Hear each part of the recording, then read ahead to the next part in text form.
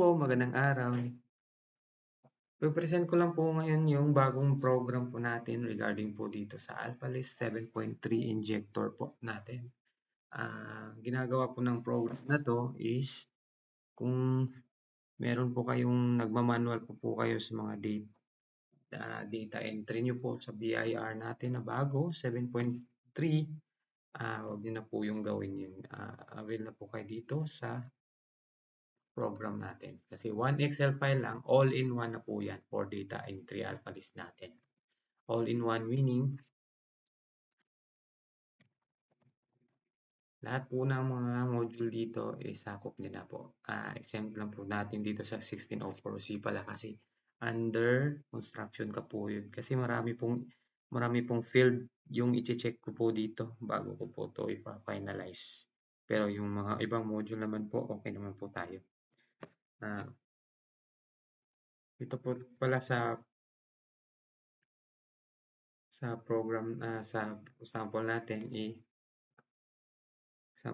is tanggalin natin yung mga laman ng AlphaList 7.3 natin.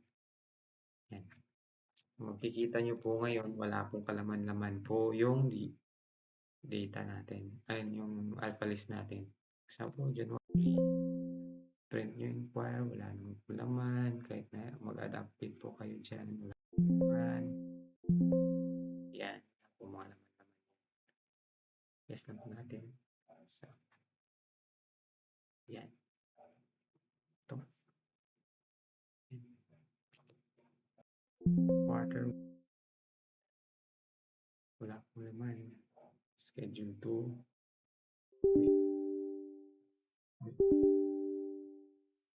Schedule 2, quarter 2. Wala po naman yan. Schedule 2, quarter 2. Wala po naman. Punta po tayo sa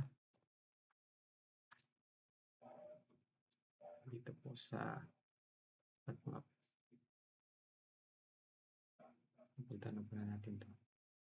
Ako na tayo. Sa south po natin, 1701. 1702. Sige, sample natin yan. Wala. Pati na rin po sa 1604E natin. Wala pong kalaman-laman. Ngayon, ito po. Since wala pong laman yung AlphaList natin, lagyan po natin ng laman. Okay. Ngayon, open po natin tong template po natin na Excel. Makikita nyo mga sheet natin. Ito po yung, for example, ng mga module natin, yung QAP, yung south po natin, yung map po natin, tsaka yung annual 1604E. So, map, monthly, yan. Meron na po tayong sample data po dito na niready ko na po para kung sakali, yan. Yung mga naka-bold na to, naka-formula po yan, naka-connect po yun dun sa ATP code natin na dito. Yan, kung ano yung nasa AlphaList din po natin. Yun po yung mga ATC code niya. Quarter, yan, for example, yan. Automatic na rin po yun kung yung return period po natin every end of the month po yan. Yan. Makikita nyo per month po na quarterly natin, yung sequence number is from 1 hanggang sa dulo po yan ng month, 33. Another month naman, another 1, 2, 3 na naman po yan. Yan, yung sa quarters po natin. Yung sa south natin, same din po yan. Yan. Kasi per month din po yun sa kanila. Sa monthly po natin, same na po yan. Except po dito sa annual po natin. Siyempre, annual. From 1 to end of the year po. Yan. Yun po hanggang saan yung data. Yung 1604E po natin, 1604C po natin, hintayin nyo na lang po. Madali lang po yun.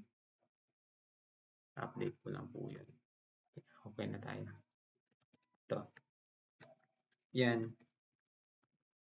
Since, for example, ready na yung ano natin. Automatic na rin po yung quarter number natin, tsaka quarter date po natin. Based po doon sa return period po ng datas po natin. Same po yan lahat. Except lang po sa manual, sa annual, wala po yung ano, quarter number tsaka quarter date. Kasi isang year po yan. Ayan. Since meron po tayong data na, i-upload na po natin to. Isang bagsakan na po to. Open natin po yung injector po natin. Locate lang po natin yung BIR Alpha 7.3 ni client po natin. Hindi po to. Itong client po natin. For example, client 1. Pwede po to sa maraming clients. Iba-ibang folder na lang. Tsaka iba-ibang BIR Alpha yung laman. Tsaka yung withholding tax agent po pala na data dito dapat na-update nyo na rin po. Yun. Siyempre, yung ilalagay din po natin na employer TIN po natin. Yan. Saka branch code. Same din po yun sa nilagay natin doon. Kung meron po kayong ibang client pa, baguhin nyo na lang din po to. Mag-copy na lang po kayo ng template nito para hindi mawala yung data nyo. Sige. Ngayon, i-upload na po natin tong template natin.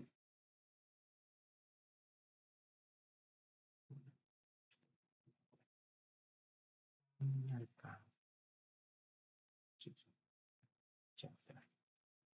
Yan. Monthly. QE. Quarterly. Make sure lang po na isang beses na po nyo yung tinap po yun. Kasi pag dinoble-doble nyo po yan, marami. Ayun. Magdodoble po yung data natin. Sige, to make sure po, delete all record. Lilinisin lang po yung database natin. Isang beses.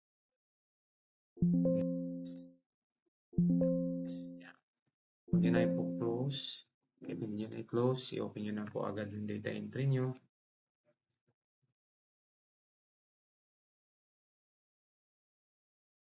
Yeah. Okay. Start po tayo dito sa MAP. Yan. For January 2024 pa natin. Ayun. May check nyo po yung income payment niya tsaka tax bill din. At bill nyo po dito kung ano yung in-upload nyo. Yan. Pwede nyo rin pong i-extract yung report here, Excel report. Yan. Disadvantage lang po talaga ng mga gumagawa ng that file from Excel. Pag nag-upload po kayo ng, for example, may that file na kayo na-generate from their Excel na ginawa nila, yung CSV file, tapos in-upload nyo po dito. Kasi may upload po dito sa AlphaList eh. Kasi nga po yun, ito that file. Pag nag-upload po kayo kasi dyan, mawawala po lahat ng data nyo. Kung ano lang po yung in-upload nyo, yun lang po yung mapupunta dito sa AlphaList ninyo. For example, 1604E, monthly lang po yun. Tapos meron na kayong laman dito na iba na marami na. So, 1604E ng January, na-upload nyo. Siyempre, yung nandito sa ano nyo, 1604E lang ng January, nandito. So, wala nang South. Unlike po dito, lahat na po yan, module. Isang bagsakan na po. Isang upload, isang import, isang inject lang po yan. Nandito na po yan lahat. For example, expanded first quarter or second quarter. Cited lang. Yan, nandito na po yan lahat. First quarter, 662,000. Sa second quarter, ay nako. Yan, sa second quarter, 1,008,000. Yan po yan, pwede nyo pong ma-check dito. Pwede nyo pong i-generate. Pwede rin po kayo mag-generate ng report dito. Yan, Excel report. Ito may katagalan to minsan. Itong kasi quarter na to eh. Lalo na yung 1604E. It takes time talaga para mag-generate ng report. to Excel file. Ayan. Pwede nyo rin i-backup tong alpha list nyo. For example, kung BIR purposes, BIR audit purposes, ito yung pakita nyo kay BIR, meron kaming alpha list. Hindi kami gumagamit ng mga Excel file lang dyan. Yan, may laman po yan. Ganun. Same lang din po doon sa relief po na ginawa natin before. Yun. Dito po talaga tayo gumagalaw. Nag-generate ng report. Nag-generate ng dot file po yun. Ito, may report na po tayo. Yan. For the first quarter, yan. Sample withholding agent's name, sample na po yan. Yan. Quarterly alphabetical. Yan. Klarong-klaro po sa yan. Okay. Tapos na po natin to. Punta po tayo sa ibang module. Yan. Okay na po tayo dito. Same lang din po yan sa schedule 2 po natin. Ganun po yun. Kaso dito sa schedule 2 natin, example ko lang po is itong isang ATC code na to. Yan. Pero iba-iba po yung wala pong withheld yan. Kasi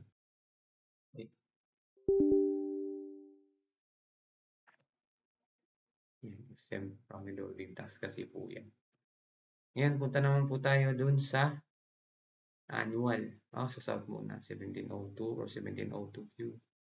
1702. Yan. Kasi wala po akong nilagay na sa 1702. 1702Q pala yung ginawa ko na. Yan. Pwede nyo lang po mag-generate ng Excel report dito. May katagalan din po talaga. Wait lang natin. Madali lang po naman. Yan. 1702. Summary alpha list without tax. Yan. Yan. Automatic line po yan. Yan. Okay. Punta naman po tayo dito sa annual. Yan. Yan. May 344. Yan. Isa-isa yun yung i-encode yan. Mauubos, mapupudpud po yung daliri nyo. Kaka-encode. Matapos na po kayo. It takes too much time, money. Magkano yung pinapabayad nyo sa mga encoders nyo. Minsan pa, nagkakamali pa dun sa amount. Hindi nyo ma-double check kung tama ba yung ito nyo lang ma-check sa total. Yung delikado rin po yun. Sa Excel, makikita nyo agad. Yan, kasi naka-table na po yan. Yan. Yan, double check nyo po dito. Kung ano yung pinag-i-encode nyo dito. Kinopy-paste nyo. Kita nyo rin dyan. Yun. Sa dot file naman po tayo. Siyempre, importante yung dot file. Meron ka nga report. Pero yung dot file mo, hindi validated. Okay. Sige.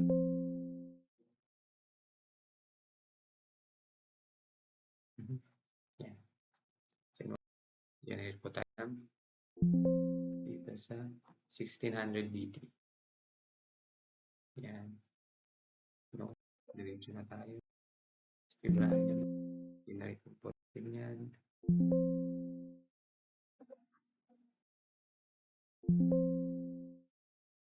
Dito sa PK. Diba? Finally ka nang gumagawa ng dot file. Hindi ka nang isa ng template. Excel file. Ginagawa mo dati.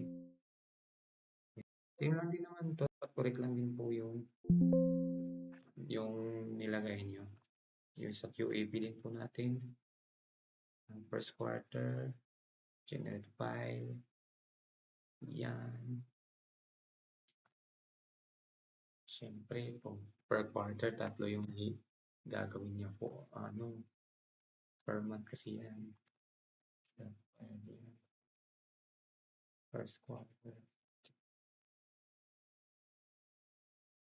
Sige, isama po natin. Sige, wag na. Second quarter. Alam niyo naman po yan. Mhm. Mhm. Na-exit. Bakit? Excited lang sa papinto. Yan. Sa po natin, 1702Q, 1701Q. Meron po ba ito naman? Yan, 1701Q. Generate natin yan. Yan. 1702Q. Generate po natin yan. Ay, sorry. Yan. Kaya lastly, yung annual po natin kung meron na. Generate na rin po natin yan.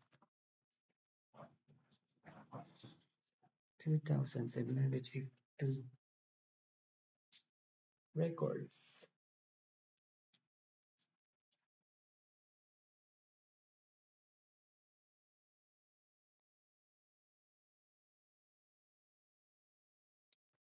$752. Okay. Yeah.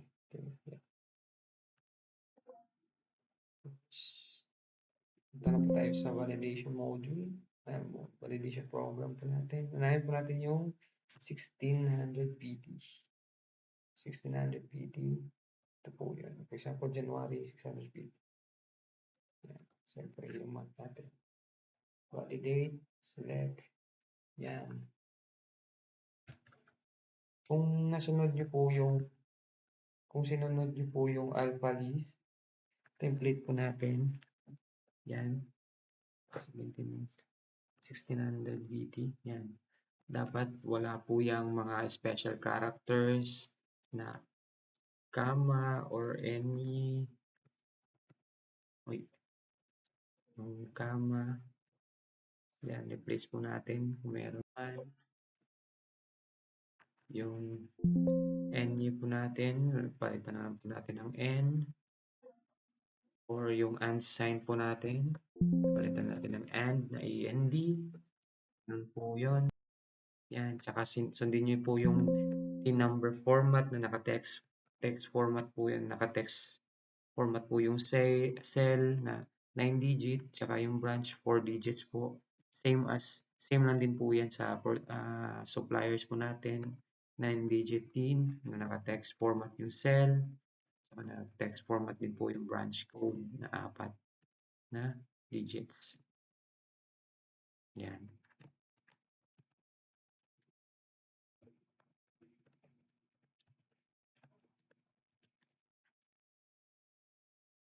Yan. Okay. So, di po talaga kayo magkakaroon ng errors sa validation. Ayan, punta naman tayo sa ibang validate. So, syempre, ito natin yan. Yung VT. 1 po ba yun? Yan, January na VT. Wrong file name validated. Ano ba to? Sa PT pala to. Ito sa PT. Okay, January, VT. Yan. 1 first.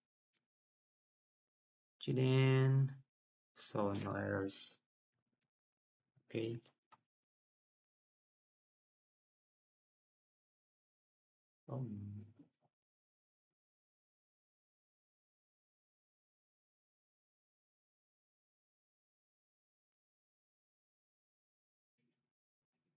Sa po natin 1702Q.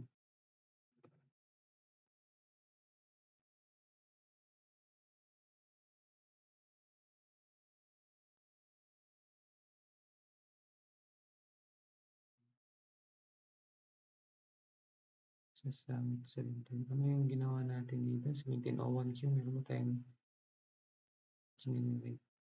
Ito 1701Q. Yan. Yung month. Yung January ba yun? Try na natin. Ayan. January na. Okay.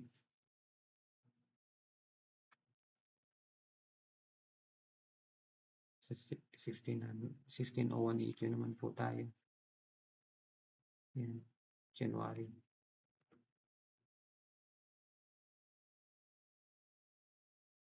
Yan. Okay. Sa February. Try din natin sa February kung meron. Kaiba ng mga data rito eh. 02. Yan.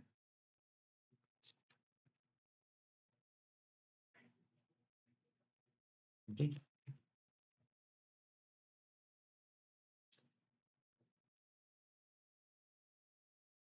Sa 1604 on 1.